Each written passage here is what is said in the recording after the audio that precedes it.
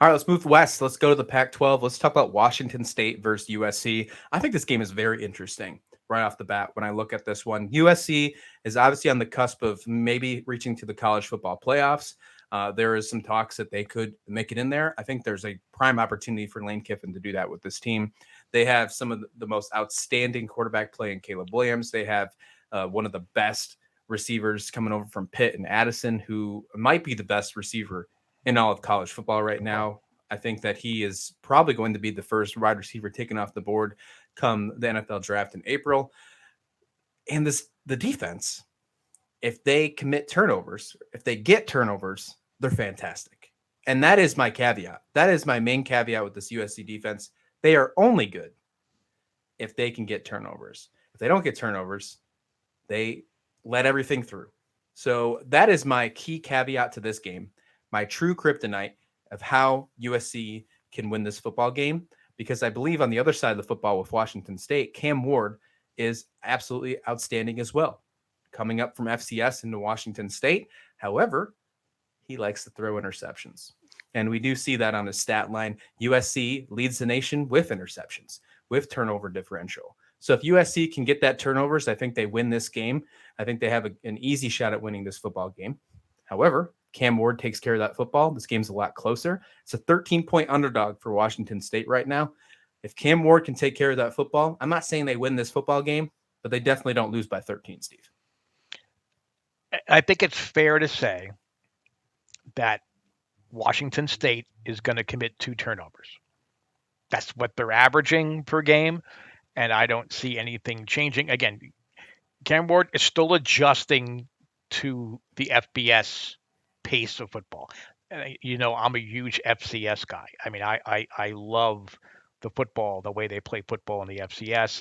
But it's a different ball game going from Immaculate Word to the Pac-12.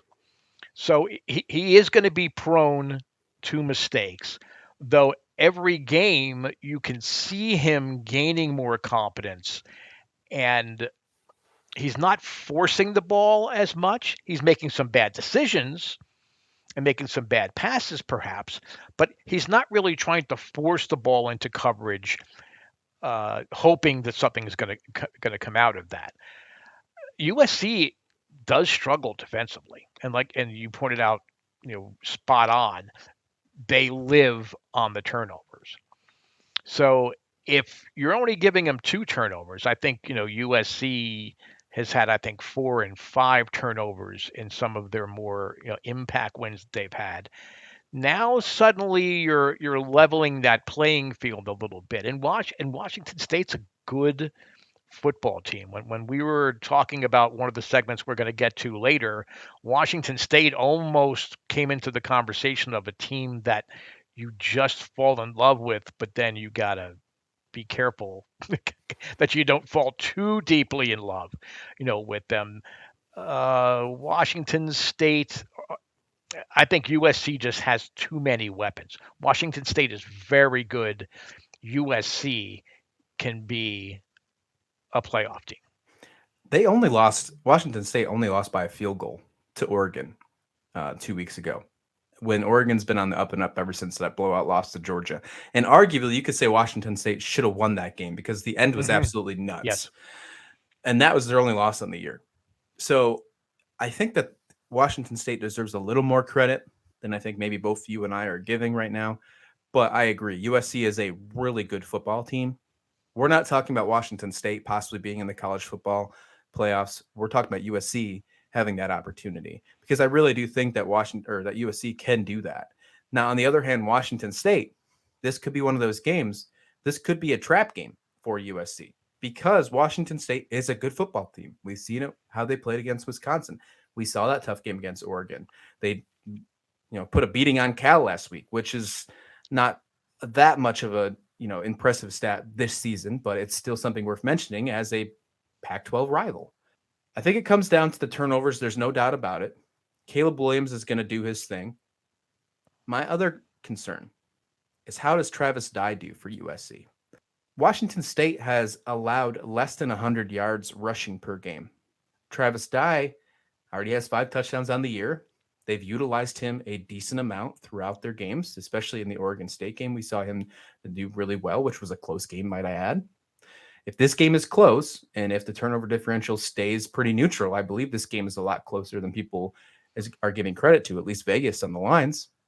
Travis Dye will be an X factor, or at least that USC running game. In this case, I do think that's going to be Travis Dye leading the way. That's another thing to look at. Not only that turnover differential, but I think the USC run game is something.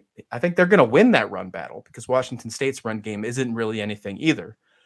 But how much they win by, how much of a factor is Travis Dye? Can he be stopped? If so, if they become one-dimensional, what does that mean for Caleb Williams? So I'm pretty interested in how that one will turn out this one. Minus 13 for USC. The over-under is 65.5. Steve, what you taking? Well, I'm taking Washington State in the points. I think USC is going to win. And believe it or not, I'm going to take the under. I'm going to throw away my notes that I had because you pretty much took the whole thing about the USC running game there.